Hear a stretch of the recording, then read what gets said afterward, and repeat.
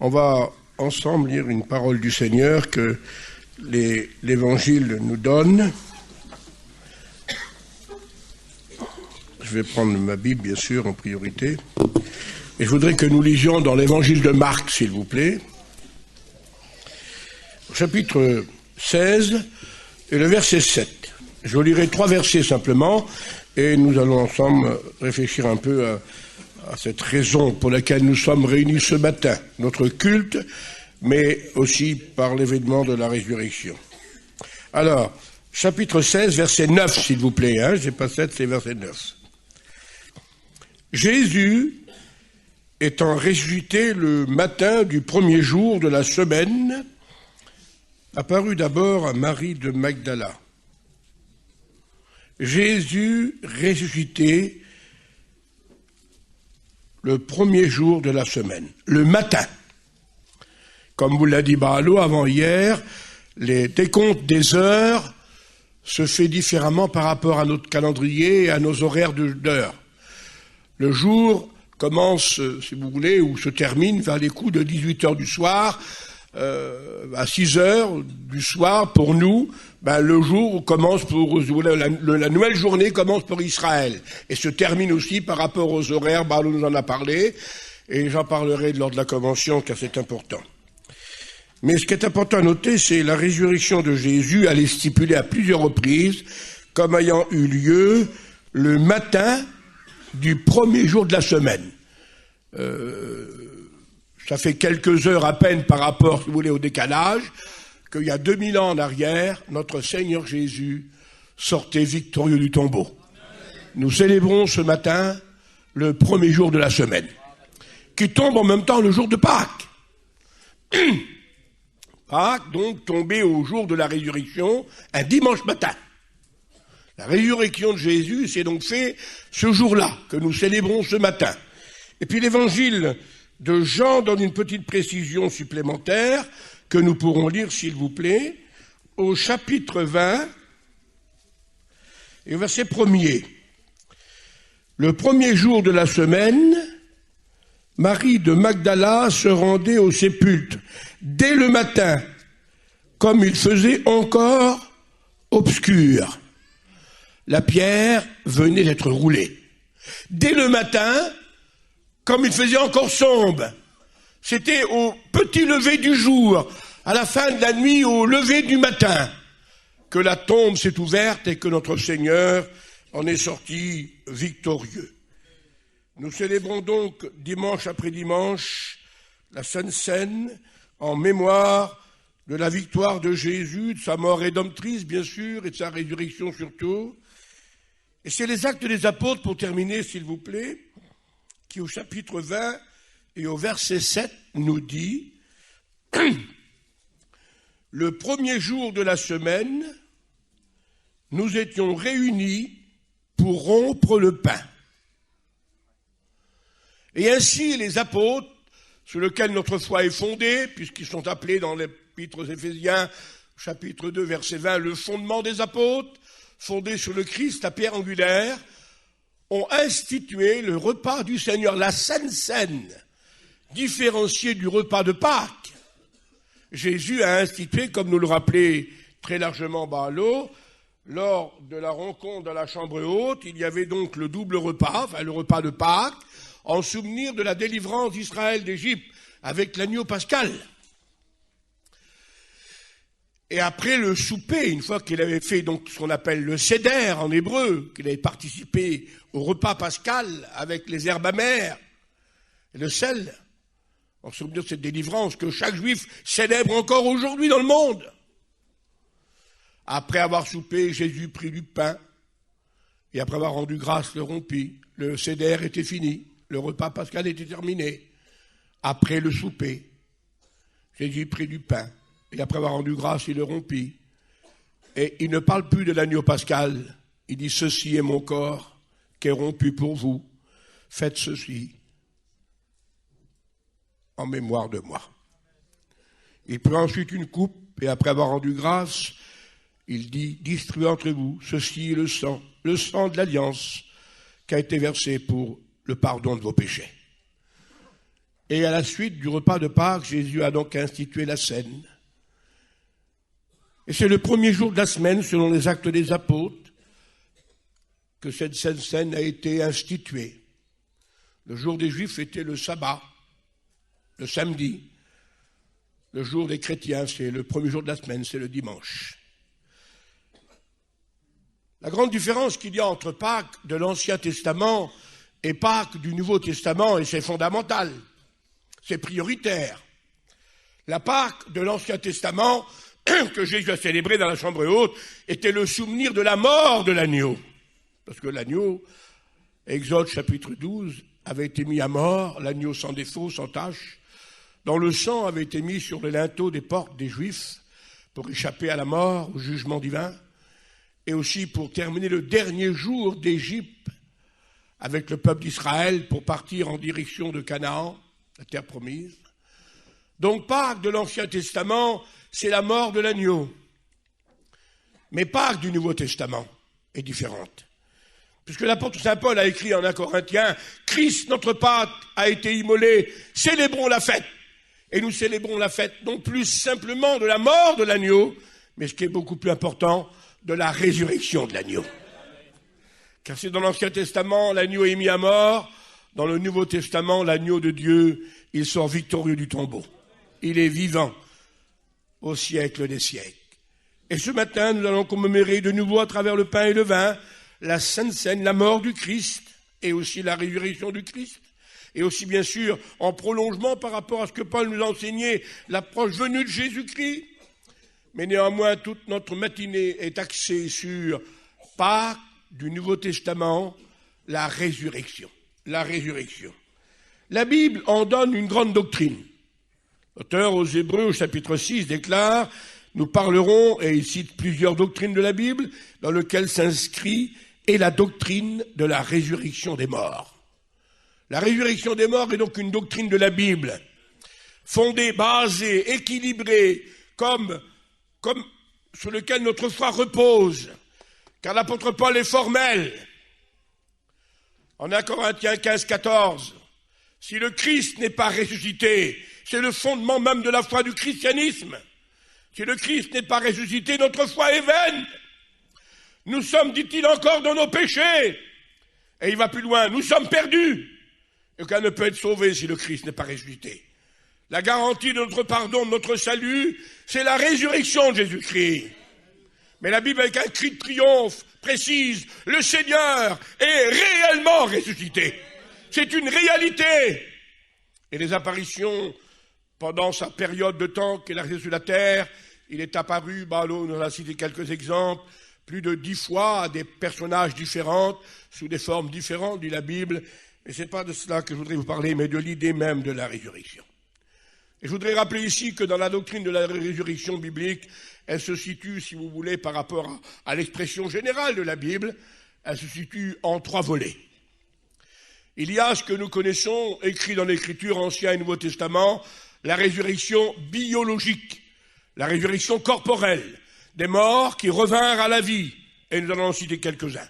La résurrection des cellules, le cœur qui s'était arrêté de battre, le sang qui s'était figé, et d'un seul coup, sous l'ordre du commandement divin, par Dieu, Jésus et les apôtres, la vie est revenue dans le corps mortel, et ses frères et sœurs ont revenu à la vie. On les citera en exemple très simplement. Mais il y a une résurrection beaucoup plus importante que celle-ci, bien qu'elle ne soit pas banale, mais la résurrection la plus importante, car de elle dépend le salut, c'est la résurrection spirituelle.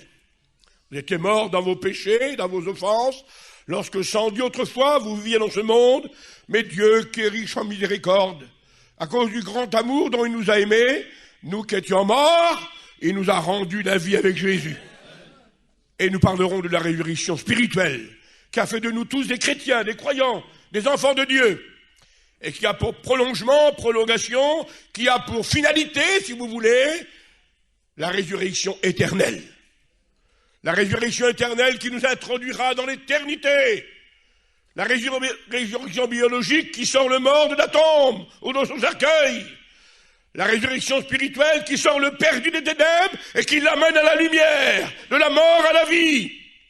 La résurrection éternelle qui nous transporte d'ici-bas dans l'éternité de gloire, où nous le verrons tel qu'il est, car nous serons rendus semblables à lui. Voilà donc les modes de résurrection, et qui s'expliquent bien sûr après avec les détails connus de la parole du Seigneur. Jean 5, le Père éternel, la gloire lui appartient, verset 21, il ressuscite les morts à ces trois dimensions.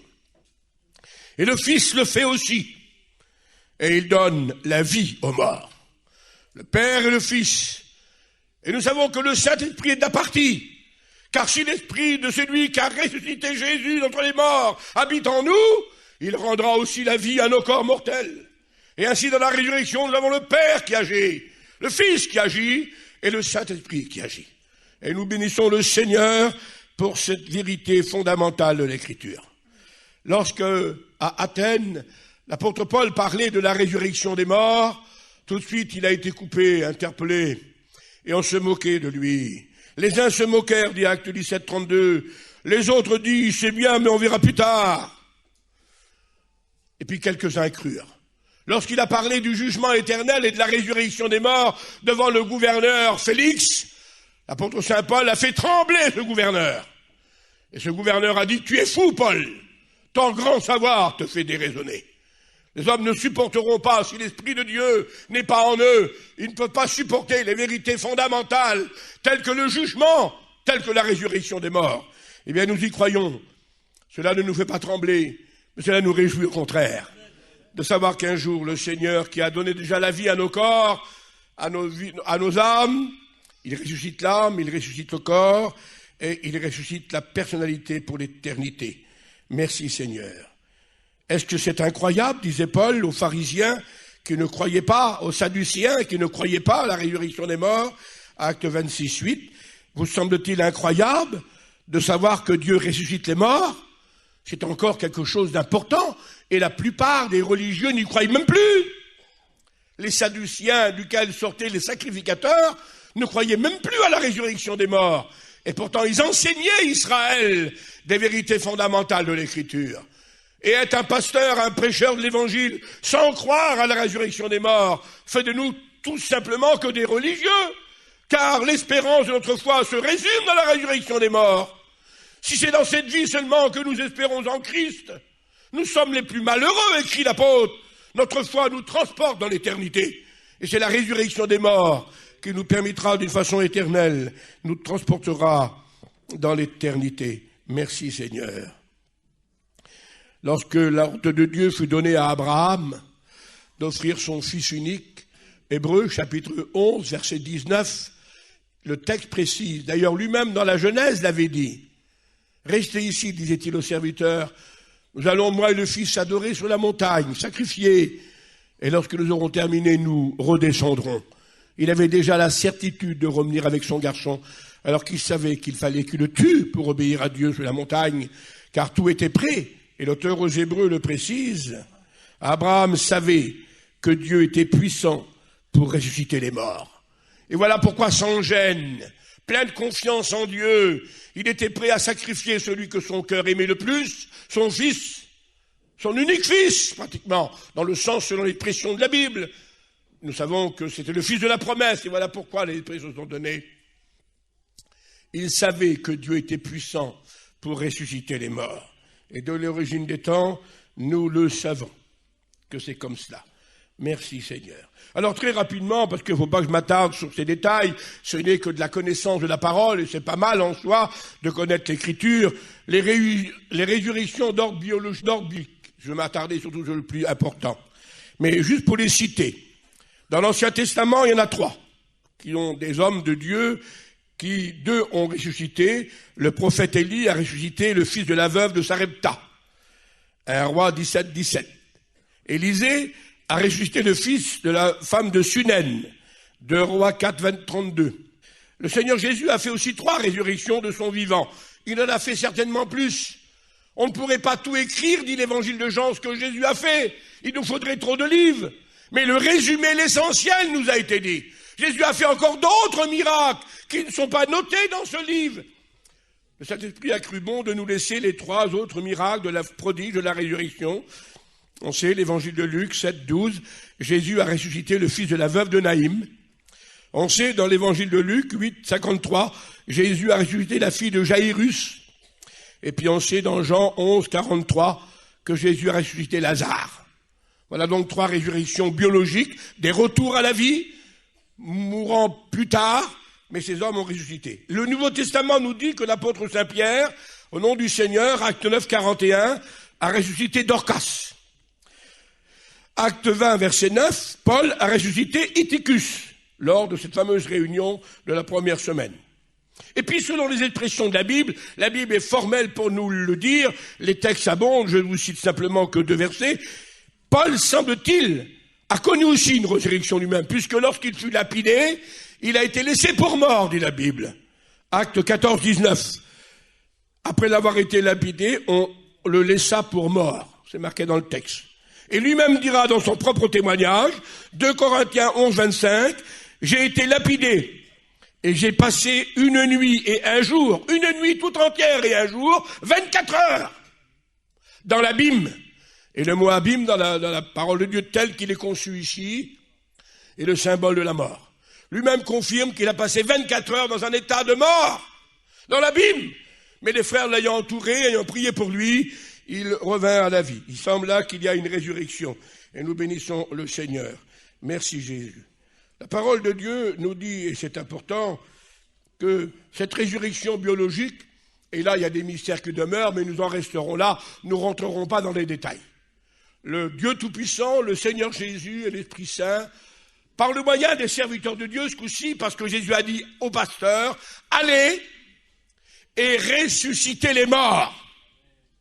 Et nous avons reçu l'ordre du Seigneur, aussi incroyable que cela puisse paraître, le serviteur de Dieu peut, au nom du Sauveur, et les expressions, les témoignages sont multiples. Au début du réveil, notre frère Mance, le premier prédicateur de notre mission, a été l'objet d'une résurrection des morts d'un enfant.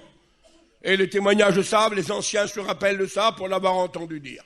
Il y a eu comme cela des résurrections de morts. Vous avez tous été au courant aussi, et je vous le cite simplement, que le petit enfant Abbé Mayer, membre de notre direction, a resté 19 heures ou 17 heures mort, je crois, si je ne me trompe pas. 17 heures. Il était mort, c'était fini. On l'avait emmené à l'hôpital de la Timone, on l'avait emmené là-bas, c'était fini, il était mort. 17 heures, lorsque le cœur ne bat plus et que le cerveau est arrêté, il n'y a plus de possibilité de revenir à la vie. Et au bout de 17 heures, par la prière de la foi, son garçon est revenu à la vie. Et c'est de nos jours. Le maître a donné l'ordre. Vous ressusciterez les morts. Bien sûr, au niveau biologique, simplement, parce que la résurrection spirituelle, nous ne pouvons pas la faire, mais nous pouvons concourir par notre message à amener les gens à la connaissance de la grâce, mais c'est lui qui ressuscite. Mais que le Seigneur nous dote dans sa miséricorde, dans sa grâce, cette puissance de la résurrection. La résurrection spirituelle, maintenant, les plus importantes, j'en dirai que 2 mots. Éphésiens 2, 5, vous étiez morts dans vos péchés, dans vos offenses, lorsqu'autrefois, sans Dieu, vous marchiez selon le Dieu de ce monde, le train de ce monde. Mais Dieu qui est riche en miséricorde, le verset que je vous ai cité, à cause du grand amour dont il nous a aimés, nous qui étions morts, il nous a rendu la vie avec le Christ. Et c'est une résurrection spirituelle. Il faut que vous naissiez de nouveau. C'est un engendrement divin. Vous êtes ressuscités avec Christ et en Christ. Colossiens 2, 12. Celui qui croit en moi, Jean 5, 24, est passé de la mort à la vie, des ténèbres à la lumière. Et je vous ai dit que le maître vous a engagé, serviteur de Dieu, nous sous l'estrade, vous dans les rangs, étudiants dans le cadre du service à laquelle Dieu vous appelle. Il a appelé l'apôtre Saint Paul, et lui-même reproduira dans les actes 22 ce message qu'il a reçu en acte 9. Je t'ai choisi du milieu de peuple vers lequel je t'envoie maintenant, afin que tu leur prêches en mon nom, pour qu'ils passent des ténèbres à la lumière, de la mort à la vie. Et vous avez une haute et grande responsabilité, comme nous la posons tous, de participer non seulement à la résurrection biologique, d'officialiser la résurrection biologique, le retour à la vie, la mort, mais aussi de concourir par le message que Dieu vous a donné, nous a donné, à participer à cette deuxième résurrection qui est beaucoup plus belle et beaucoup plus grande, le salut des hommes, qu'ils passent de la mort à la vie, des ténèbres à la lumière, de la puissance de Satan à la puissance de Dieu. Et notre Seigneur nous rappelle dans l'évangile de Luc 15, 32, j'en arrêterai là parce qu'il y aurait trop à citer, seulement quelques exemples. Lorsque, rappelant l'histoire du fils prodigue en guenille devant lui, en haillons, il a dit à son vieux frère qui ronchonnait, il a dit, il fallait se réjouir, mon fils. Il fallait se réjouir. Ton frère était mort et il est revenu à la vie. Il était perdu et il est retrouvé. Et réjouissons-nous lorsque nous sommes le moyen, l'objet d'amener à Jésus-Christ quelqu'un qui était perdu et qui soit sauvé. Il faut se réjouir, mon fils. Et je bénis le Seigneur pour cela. Il y a donc la résurrection biologique, la résurrection spirituelle, mais il y a la résurrection éternelle qui est la plus importante, sur laquelle je m'attarderai un peu plus. La résurrection éternelle, la résurrection biologique, c'est les cellules du corps qui reprennent vie, et on vit encore 20 ans, 30 ans, 40 ans, selon ce que Lazare a pu vivre, chez Brandon, ou Dorca, ou Eutychus, ou la fille Jairus. La résurrection spirituelle, c'est de passer des ténèbres à la lumière, de Satan à Dieu, être perdu, de perdu être sauvé, ça c'est le salut, la nouvelle naissance, la régénération, l'engendrement divin, la résurrection. Et la résurrection éternelle, c'est de quitter ce corps pour aller rejoindre le domicile céleste. C'est nos frères qui sont dans le repos et nos sœurs dans le Seigneur, qui dorment, qui lorsqu'ils écouteront la voix du Seigneur, le chant de l'archange, se réveilleront, dit la Bible, et avec nous, vivants, nous serons transformés et nous irons à la rencontre du Seigneur. Et cette résurrection est la résurrection éternelle. Elle nous introduit dans l'éternité. Elle se situe au niveau de l'âme et de l'esprit, au niveau de notre personnalité, qui nous fera déloger de ce corps de la mort, de cette enveloppe, de cette tente, pour nous transporter dans un corps nouveau, un corps neuf, que le Seigneur a préparé pour une âme tout neuve qui vient d'être régénérée. Ce corps est fatigué, il est usé, mais à l'intérieur, il y a une âme neuve, tout neuf que Jésus a engendré, remis à la vie. Et nous soupirons pour ce délogement, disait l'apôtre Saint Paul. Nous préférons revêtir notre domicile céleste, parce que nous savons que là-haut, nous avons un édifice qui n'est pas fait de main d'homme. Notre cité à nous, elle est dans les cieux, d'où nous attendons le Seigneur de gloire.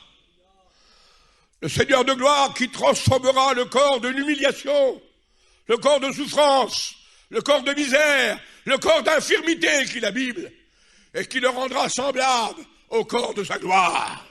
C'est la résurrection éternelle, que son nom soit béni. Et nous croyons en cette vérité, et nous nous attachons à cette vérité, et nous vivons cette vérité.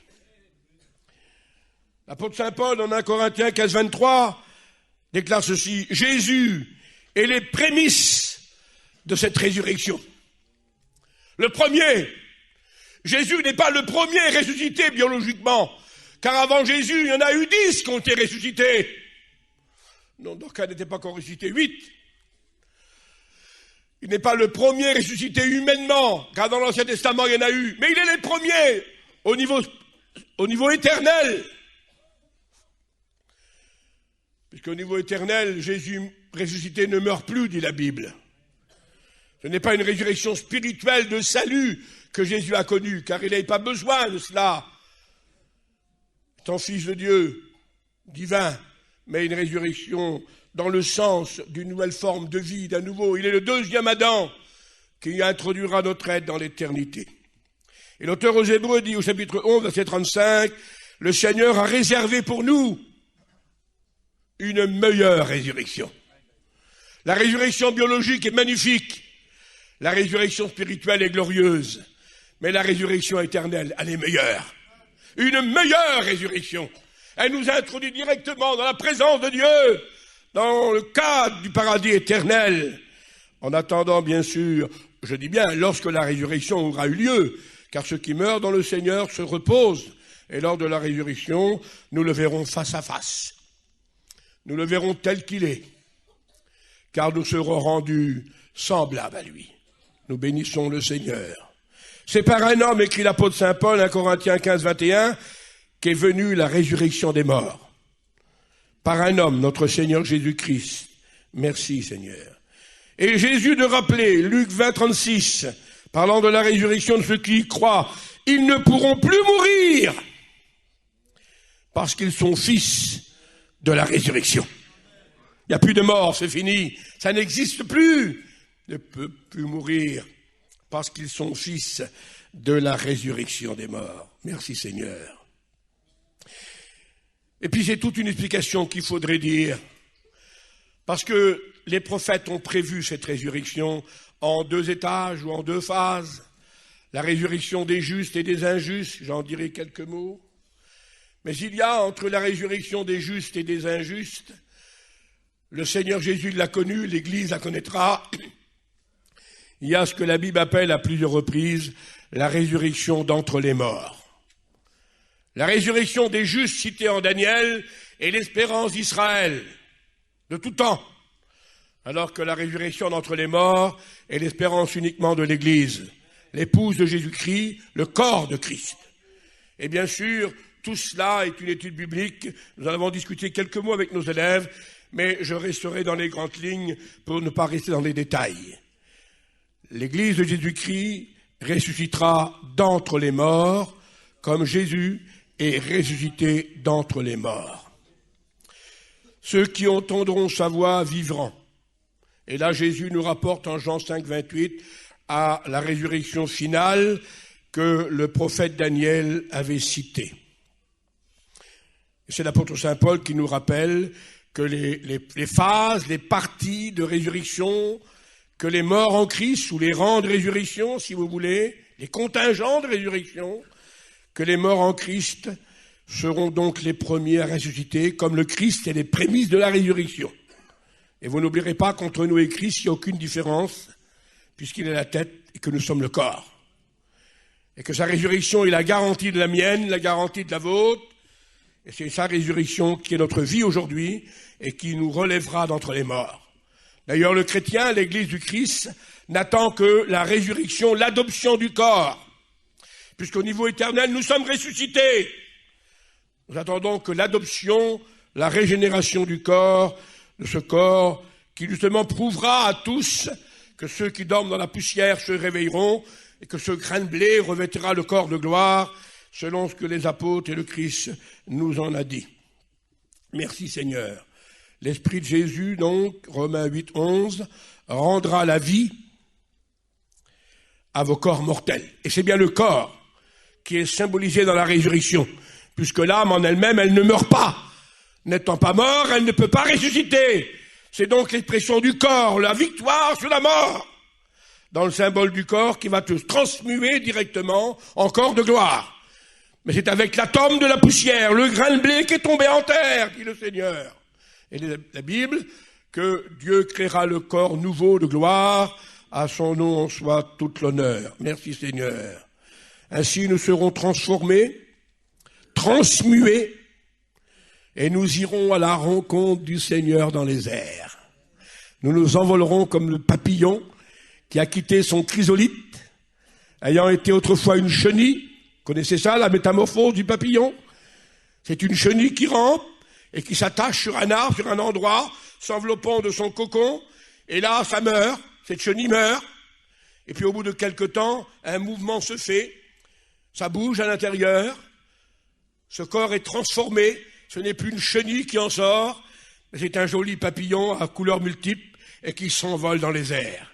C'est la métamorphose de la transformation de la vie. Eh bien, c'est ce que le Seigneur fera dans cette image, et nous transformera, nous donnera un corps de gloire, et nous irons à la rencontre dans les airs. Jésus n'avait-il pas dit, en l'évangile de Jean 14, 19, « Je vis, et parce que je vis, alors vous vivrez aussi. » C'est pas une vie indépendante, différente, c'est la vie de Jésus. C'est la vie du Christ en nous. Et comme disait l'apôtre Saint Jean, nous n'aurons pas la vie éternelle. Nous avons la vie éternelle. Puisque la vie éternelle, c'est lui, il est la vie éternelle. Et puisqu'il est dans mon cœur, alors j'ai la vie éternelle. Et par anticipation, je suis déjà en train de trôner, car nous le verrons par la Bible, nous sommes déjà assis dans les lieux célestes en Jésus-Christ par la foi, et nous sommes déjà en propriété de notre domicile. Nous attendons que la rédemption du corps. Et puis Jésus, pour conclure ce paragraphe, dira, je vais aller jusqu'à demi, ça ne vous gêne pas, hein? Jésus dira, je suis le Dieu d'Abraham, je suis le Dieu d'Isaac, je suis le Dieu de Jacob. Comme Jésus dit ça, ça va faire quand même 2500 ans qu'Abraham, Isaac, Jacob sont morts. Il n'a plus resté grand-chose, les pauvres frères. Hein. Je suis le Dieu d'Abraham, le Dieu d'Isaac, le Dieu de Jacob. Et Jésus de dire, Seigneur, pardonne-moi de ce que je viens de dire alors. Je ne suis pas le Dieu des morts, mais je suis le Dieu des vivants. Car pour moi, ils ne sont pas morts, ils sont vivants. Amen. Ils ne sont pas morts, mais non, ils sont dans la tombe. Le corps est dans la tombe, mais leur être est toujours vivant. Les cellules du corps s'enferment dans une tombe, mais le croyant de l'Ancien comme du Nouveau Testament attend cette glorieuse rencontre avec le Maître, cette glorieuse résurrection dont l'Évangile nous en affirme la réalité. Alors il y a donc la résurrection biologique, le corps qui revient à la vie. La résurrection spirituelle, l'âme qui est sauvée. La résurrection éternelle, le corps qui ressort de sa tombe, prenant domicile dans un corps de gloire, allant à la rencontre du Seigneur. Et puis il y a, et nous le savons aussi, c'est important de dire deux mots simplement, la résurrection du grand trône blanc. Elle s'inscrit dans la prophétie comme la résurrection des injustes. Et ce sont tous les morts depuis que le monde existe, n'étant pas inscrits comme sauvés par la grâce ou par la promesse en Abraham, car il n'y a que deux critères de salut, la grâce en Jésus-Christ pour le monde païen, et spécifiquement pour Israël, la promesse en Jésus-Christ, mais les Juifs peuvent venir à la grâce, il n'y a pas de problème. Ou alors demeure pour eux la promesse de Dieu, car tout Israël sera sauvé lorsque le Messie viendra à Sion. Il y a là une spécificité, une particularité que l'Évangile met devant nos yeux. Dieu n'a pas rejeté son peuple. Ils se convertiront, tous, dit la Bible. Ce n'est que le reste, bien sûr, qui va se convertir. Le rassemblement d'Israël est en train de sonner, mes frères et sœurs. Signe de l'approche venue de Jésus. Et nous devons bien faire attention à cela. Alors la résurrection du grand trône blanc, eh bien, c'est l'Apocalypse, bien sûr, qui en parle, il n'y a pas de problème. Hein? Écoutez, au chapitre 20, verset 11, disant ceci. Puis je vis un grand trône blanc, et je vis les morts. Ils furent jugés selon leurs œuvres. La mer rendit les morts. La mort et le séjour des morts rendit les morts qui étaient en lui. Et chacun fut jugé selon leurs œuvres. Quiconque ne fut pas inscrit, trouvé dans le livre de vie, fut jeté dans les temps de feu et de soufre, qui est la seconde mort. Ici, même le mot résurrection n'apparaît plus. Mais c'est le retour à la vie. Parce que déjà le mot résurrection suppose une espérance en lui-même. Résurrection, c'est une espérance en soi-même. Alors que là, eh bien, c'est le retour à la vie de ces gens, mais pour une condamnation éternelle. Romains 5, verset 16 le précise, le jugement devient condamnation. Acte 24, 15, Paul précise, il y aura la résurrection des injustes. Elle existera, les injustes, et nous verrons cela. Jacques 2, 13, le jugement est sans miséricorde pour ceux qui n'ont pas trouvé, obtenu la miséricorde. Et ceux qui n'ont pas connu la miséricorde de leur vivant, alors le jugement reste sans miséricorde. Il n'y a plus d'appel. On ne peut plus demander un appel. L'apôtre Saint Jacques l'a écrit dans son texte. Daniel l'a rappelé au chapitre 12. Ils ressusciteront pour la honte éternelle. C'est important, mon Seigneur. Jésus même le confirme, notre Sauveur. Jean 5, 29.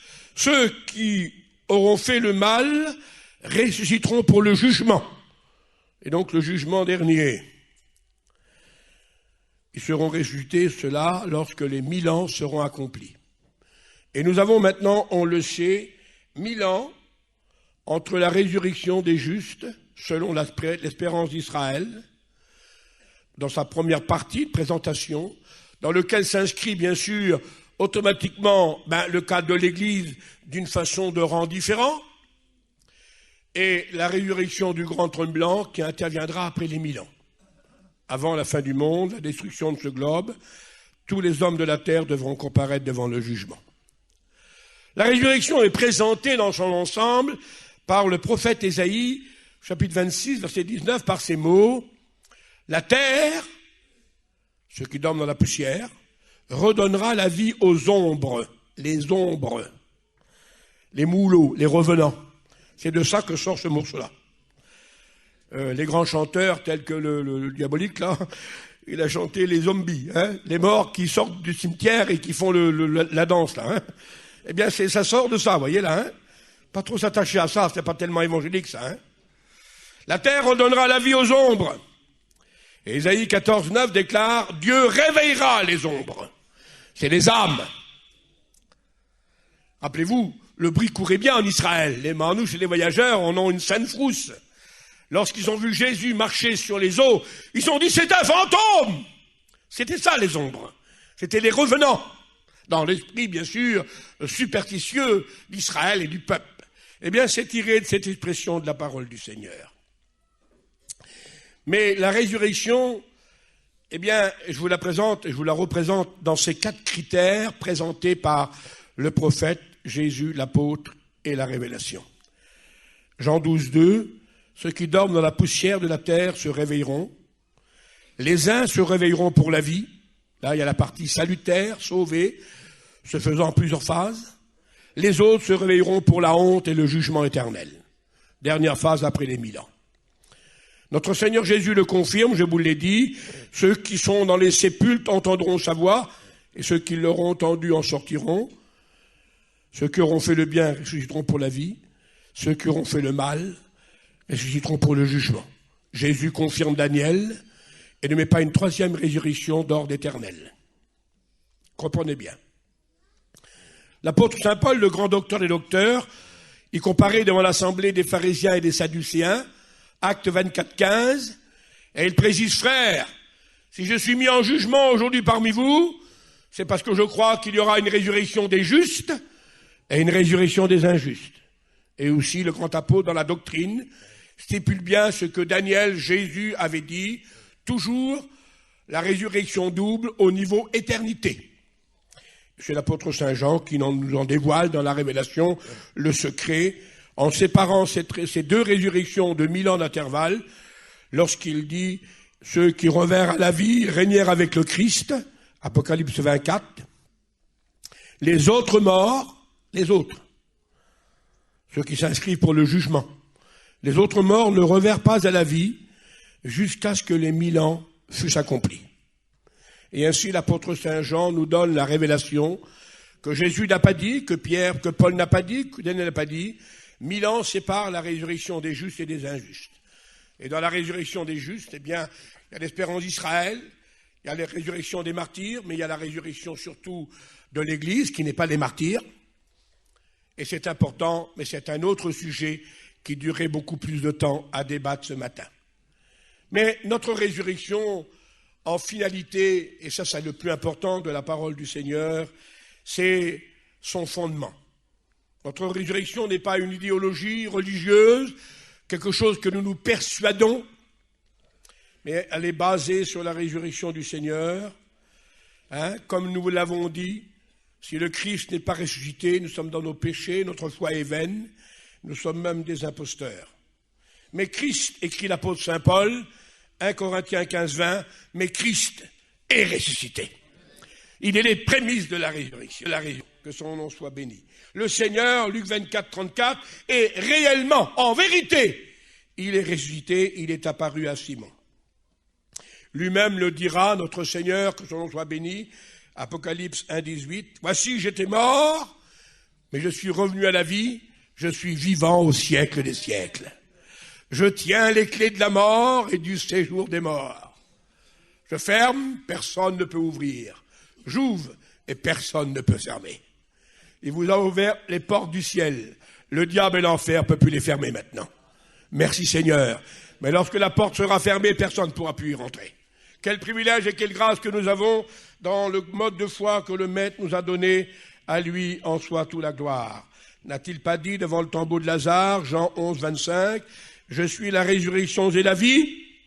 Celui qui croit en moi, il vit même s'il meurt. » Et cette belle parole de Dieu qui a été citée par Barlow, Luc 24, 5, alors que les femmes venaient pour l'embaumement du corps du Sauveur après Pâques, pourquoi cherchez-vous parmi les morts celui qui est vivant?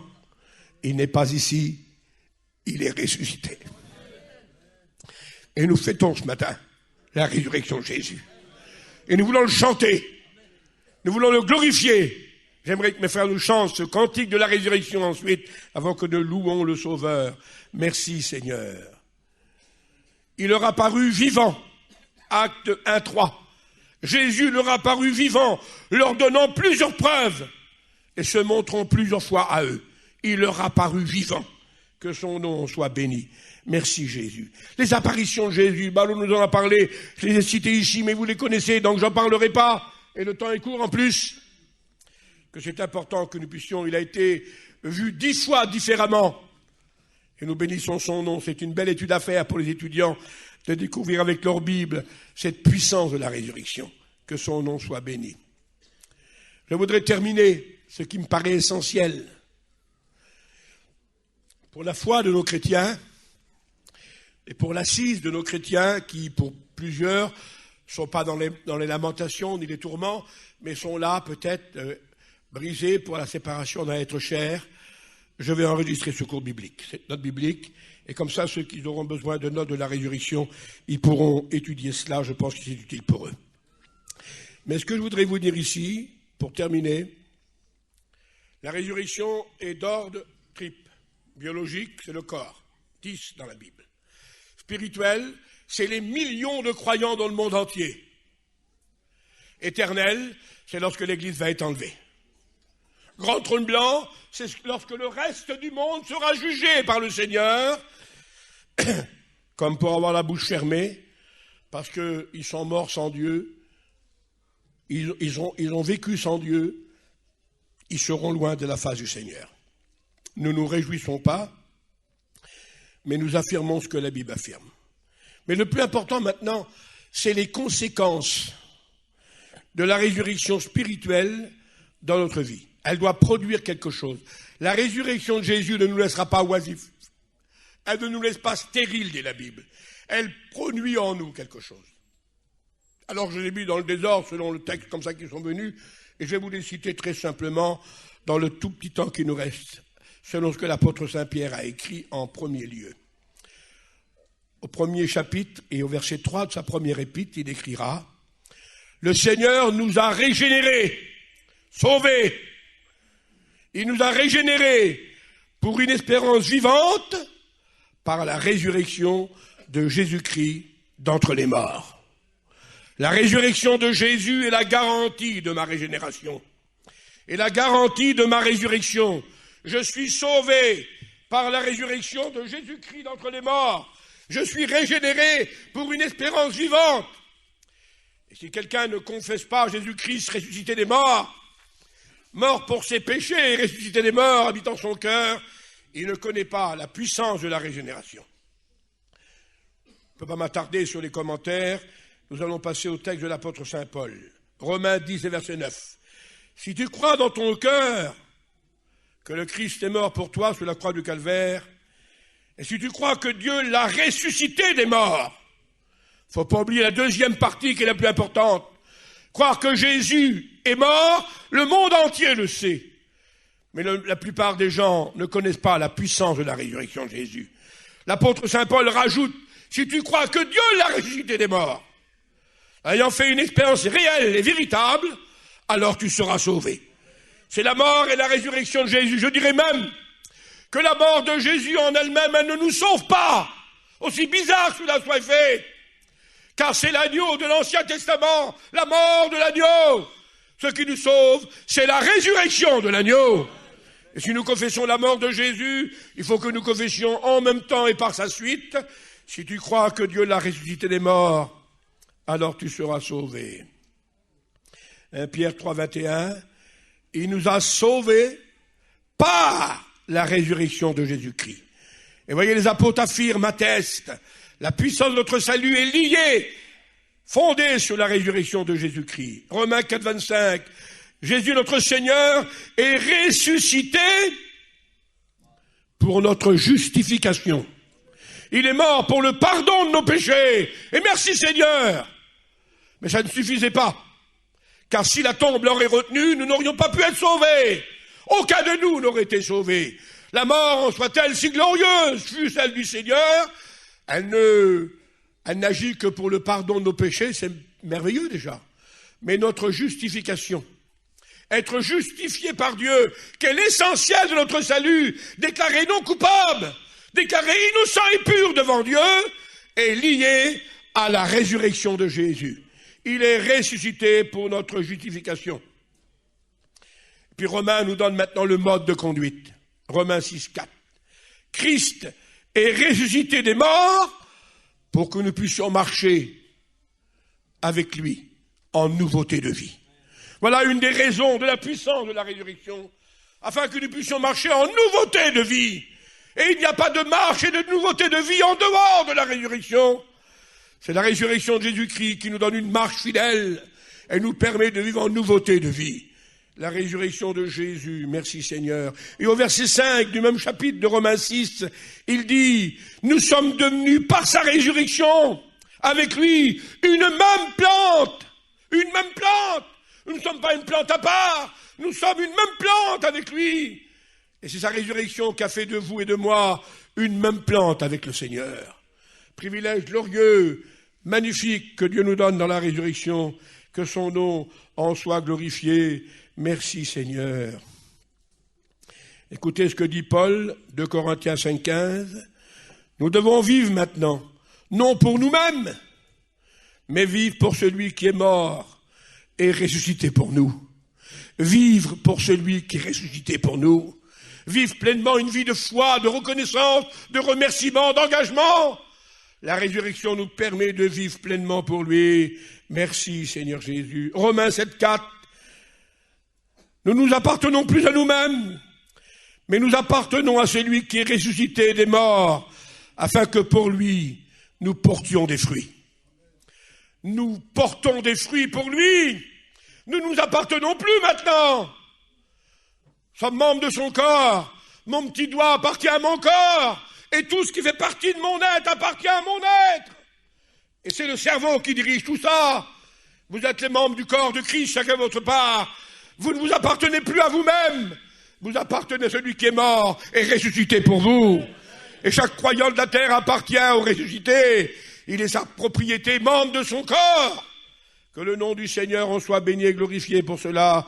Merci Jésus. Philippiens 3,10, disait l'apôtre Saint Paul, comme un enfant.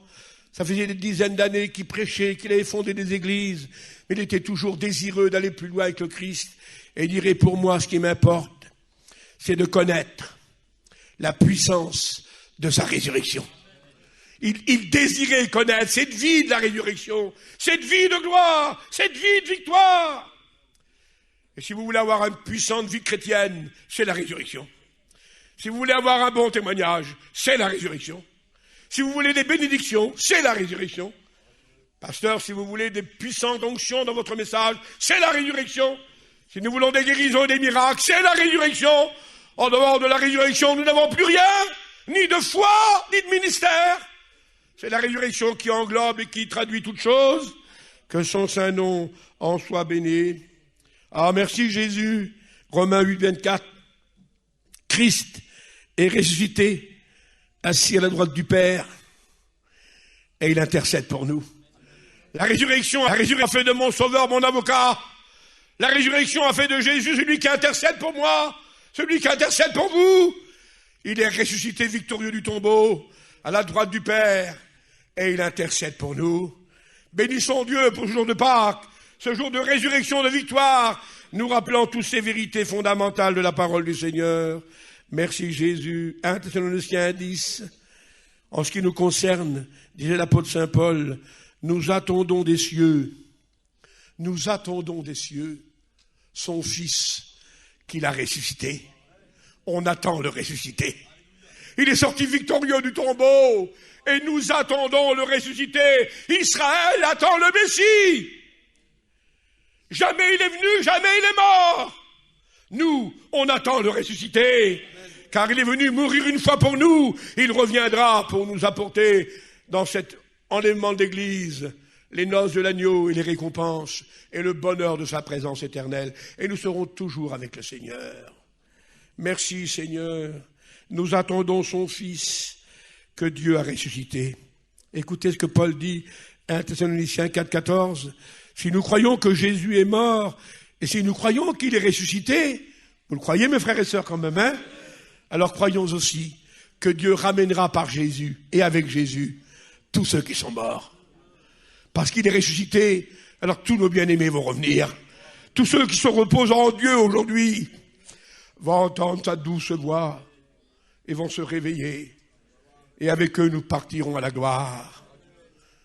Dieu ramènera par Jésus et avec Jésus dans la parousie.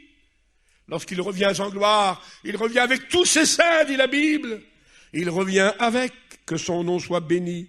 Merci Seigneur. Et ce texte que je vous ai cité, que je rappelle encore une fois de plus, il est beau, Romains 8, 11. Si l'esprit de celui qui a ressuscité Christ habite dans vos cœurs, alors cet esprit rendra la vie à vos corps mortels. La résurrection n'est véritable que si l'esprit de Dieu nous habite, mes frères. C'est pas la résurrection pour les religieux, mais pour ceux qui sont nés de nouveau. Il faut que l'esprit de Dieu nous habite. Merci Seigneur. Les apôtres, acte 4, 33, c'était la puissance de leur message. Ils rendaient avec beaucoup de force témoignage à la résurrection. Ils appuyaient leur autorité de message sur la résurrection de Jésus. C'était le fondement, la base même de nos foi, de leur foi et de notre foi à nous. Et puis les quelques mots qui me restent, je suis dans le temps, je finirai même avant le temps en vous remerciant. Éphésiens 2, 6, il nous a ressuscités et il nous a fait asseoir dans les lieux célestes en Christ. Sa résurrection me fait trôner déjà par la foi. Je suis déjà assis dans les lieux célestes. Et par la foi, nous avons pris possession de notre domicile céleste. C'est notre âme et notre esprit qui trônent aujourd'hui en Dieu. Et demain, c'est le corps de gloire qui trônera avec lui. Ressuscité et assis dans les lieux célestes. Et puis cette belle parole de Paul au Colossiens 3:1, chrétien, comme un message et rien d'autre. Si donc, vous êtes ressuscité avec le Christ, alors cherchez les choses d'en haut, où Christ est assis. Et la plus grande de toutes les preuves que vous serez ressuscité, c'est votre attachement au Seigneur, votre désir de lui plaire, votre désir de sainteté, votre désir de fidélité, votre désir d'amour, votre désir d'humilité, de service. Si donc vous êtes ressuscité avec le Christ, alors vous ne chercherez plus les choses de la terre, mais vous chercherez les choses d'en haut, où le Christ est assis à la droite du Père. Et voilà une des preuves indéniables que nous ne pouvons pas faire autrement que de faire. Merci Seigneur, merci mon Dieu. Et cette résurrection de Jésus, pasteur, étudiant, pour conclure, vous est donnée comme un message divin, puissant. Prêchez aux enfants, prêchez aux vieillards, prêchez aux femmes, prêchez aux hommes, prêchez aux jeunes, prêchez à tout le monde. N'oubliez pas jamais de rappeler que le Christ est ressuscité. C'est le centre même de tous les messages, des pasteurs comme les étudiants, et aussi le témoignage des chrétiens comme des chrétiennes. 1 Corinthiens 15, 12, on prêche, disait Paul, que le Christ est ressuscité. On le prêche. Acte 4, 2, avec beaucoup de force et d'autorité, les apôtres annonçaient la résurrection de Jésus. Acte 26, 23, Christ est ressuscité le premier d'entre les morts. Et ainsi, il annoncerait aux nations la lumière. Annoncé par la lumière de la résurrection du matin de Pâques, le message évangélique au monde. Merci Seigneur. Merci Jésus. Acte 17, 3, Christ ressuscité des morts, c'est ce Jésus que je vous annonce, disait l'apôtre Saint Paul, ce Jésus que Dieu, en ressuscitant, a prouvé qu'il était Christ. En ressuscitant des morts, Dieu a prouvé que Jésus n'était pas un homme de Bethléem ou de Nazareth, simplement, mais qu'il était Christ, le Fils de Dieu. Et sa résurrection est la plus grande preuve de sa divinité. Et nous bénissons Dieu pour cette vérité de la parole. Merci Seigneur. À lui en soit toute la gloire. Et puis je termine en développant la doctrine de la résurrection des morts, celle de Jésus et celle de l'Église. Je ne parlerai pas du grand trône blanc. Paul précise, voilà nous ce que nous prêchons et voilà ce que vous avez cru. Amen. Voilà ce que j'ai prêché ce matin et voilà ce que vous croyez. Et je m'assois avec vous pour dire, je le crois Seigneur. Je le prêche Seigneur. Je le vis Seigneur. Je le crois Seigneur. Et je le prêche. Vivons-le, chantons-le, témoignons-le, prêchons-le et glorifions-le. Merci Seigneur, merci Jésus. Que son nom soit béni. Christ, le premier jour de la semaine, alors qu'il faisait très sombre, sortait victorieux du tombeau. Et cette résurrection depuis 2000 ans, elle est le fondement même de la base de toute foi de l'Église. Et ce matin, avec révérence, bénissons-le. J'aimerais qu'on prie et j'aimerais qu'on le chante. À toi la gloire, ô ressuscité. Mais on va prier le Seigneur ensemble avant et on va bénir son nom pour cette résurrection glorieuse. Avec tes enfants présents et avec tes enfants dans le monde, je viens devant toi ressuscité, agenouillé devant Dieu. Ton apparition est encore une vérité pour nous. Ce jour de Pâques est devant nos yeux ce matin. Tu es sorti victorieux du tombeau. Et tu vis et nous vivons avec toi. Et nous avons l'espérance de cette glorieuse résurrection. Merci pour la résurrection biologique. Merci surtout pour la résurrection spirituelle qu'a fait de nous tes enfants. Merci pour l'espérance de la résurrection éternelle.